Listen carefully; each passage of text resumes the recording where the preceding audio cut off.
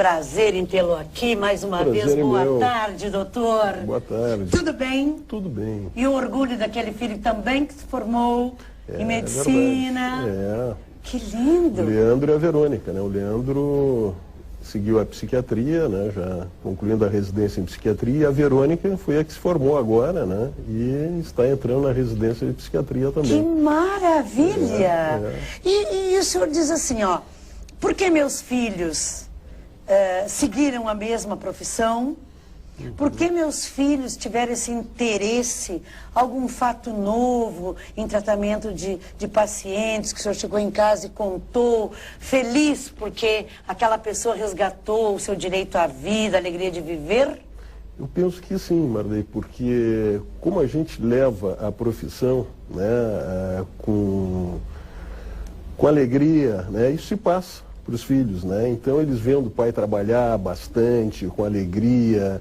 E a medicina já é uma tradição na família, eles já são a terceira geração de médicos na família, né? E isso partiu deles, alguma coisa eles viram de bom no pai, né, para segui-lo, né?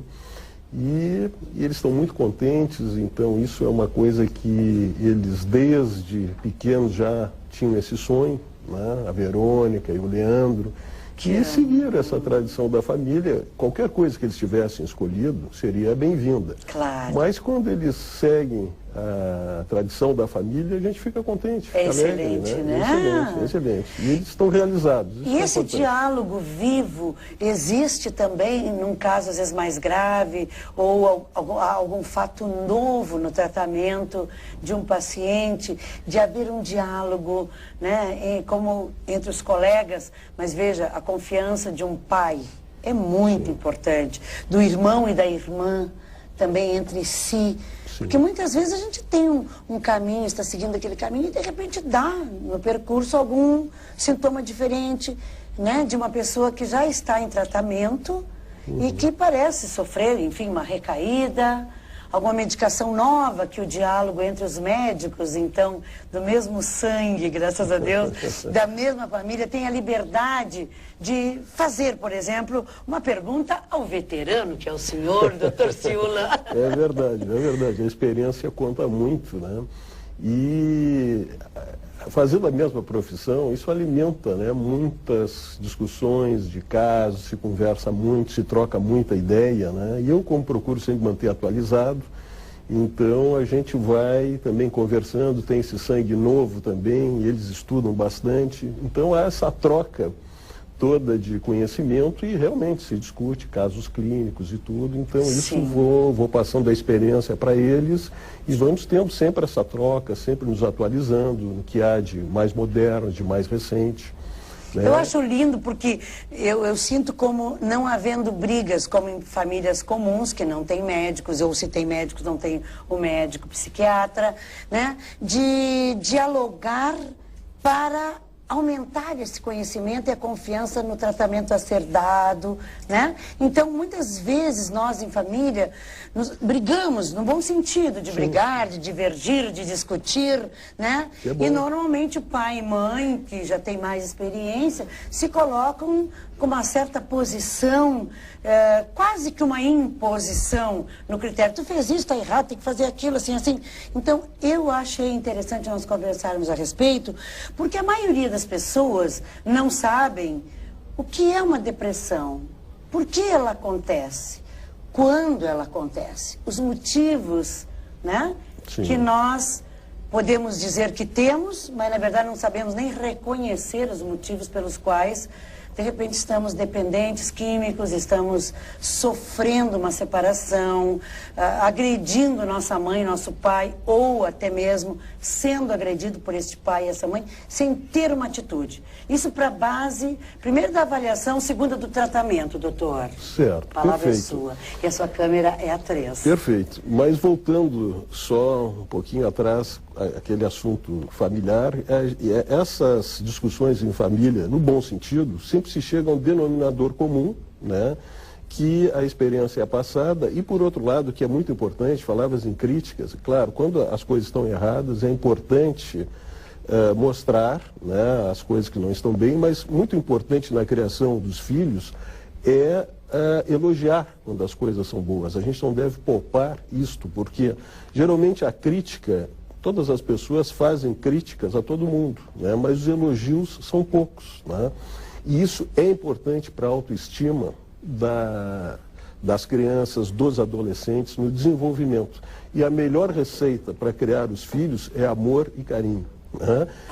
Dando limites. É óbvio, né, que os limites são importantes, que às vezes vêm. E aí também entrando já na depressão, né, muitas vezes a depressão até é positiva, né, porque a capacidade de ensimesmamento, de reflexão, de introversão é importante para a gente ver mesmo as falhas, para poder mudar, fazer novos objetivos, novas metas.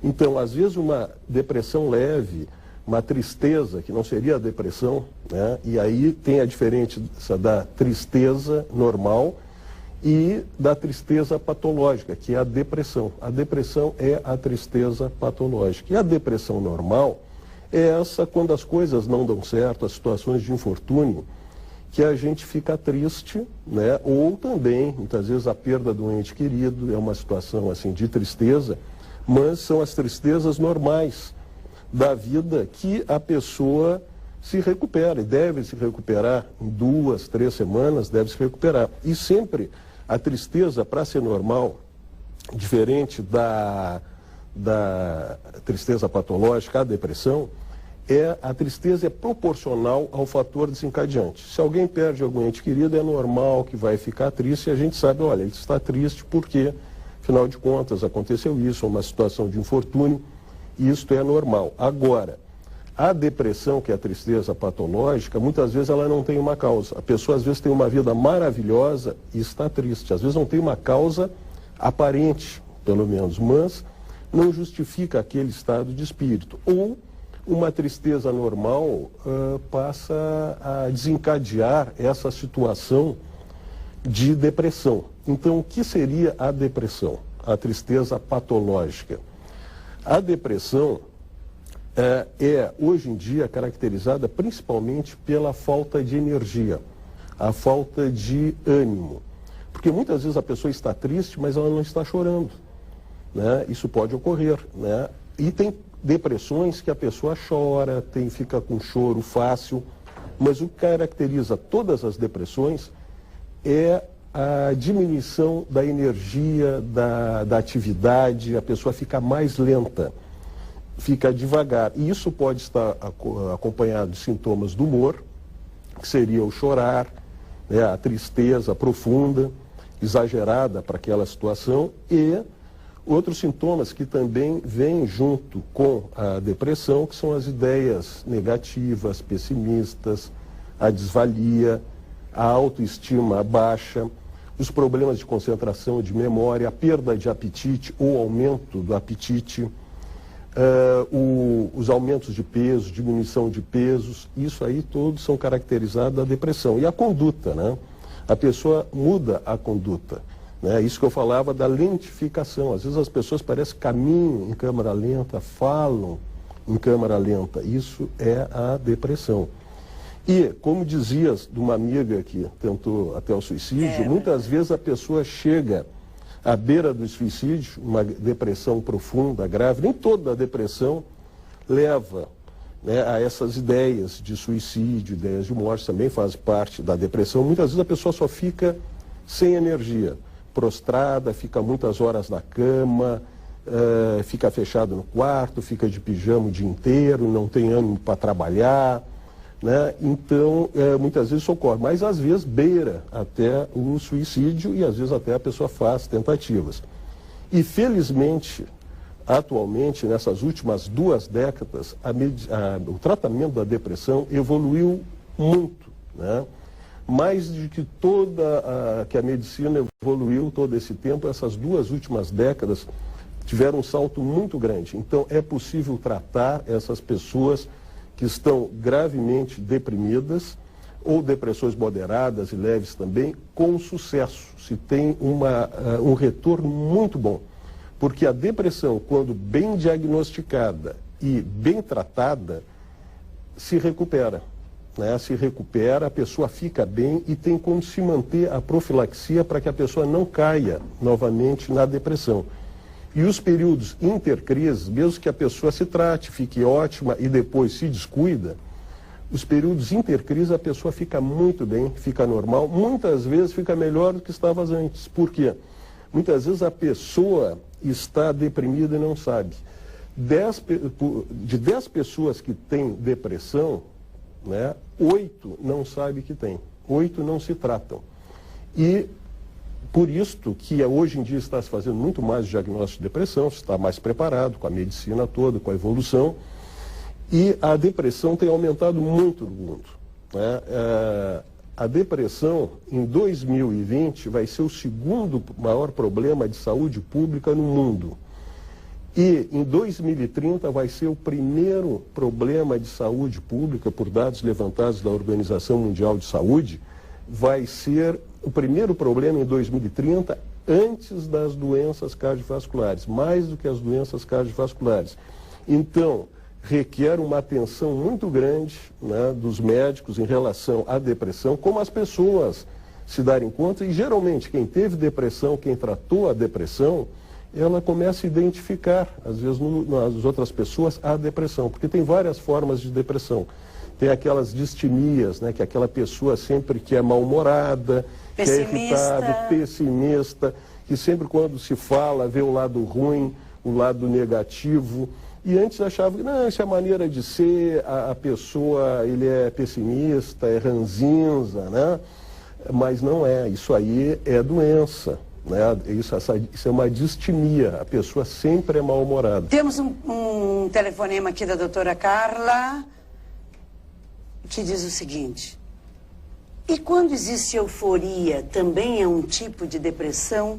Eu tenho na família uma pessoa que, por mais que se diga a ela que amanhã o dia vai estar maravilhoso, com sol, ela nega, não aceita, e para ela isso faz bem ou mal. Agora, e quando essa pessoa é eufórica, ela é cansativa, e a gente não tem como segurar a barra? São duas referências da família dela. Ótima pergunta. Bom, a depressão, como eu dizia... Acho que é advogada, porque ela não disse que era médica. Pois é, pode ser, né? Possivelmente. Pode ser, né?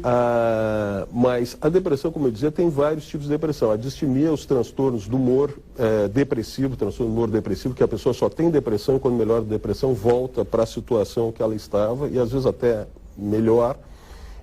Ou a bipolaridade, são os dois polos. A pessoa oscila da depressão, dessa fase negativa, triste, apática, para euforia, que fica eufórico, que às vezes se excede pela euforia, se excede em brincadeiras, piadas, fala demais, se torna inconveniente, né? Então, é a bipolaridade que é tratável. Hoje se trata muito bem a bipolaridade. Tem pessoas ilustres e famosas que foram bipolares. Sim. E até na fase da euforia, muitas vezes a pessoa produz bastante, né? Isso não quer dizer também que não vá produzir quando não está eufórico. Isso é um medo, sim, que a pessoa pensa, se perder a euforia não vou produzir. Não, vai produzir bem, com tranquilidade, com menos desgaste. E o tratamento para a bipolaridade são os estabilizadores do humor.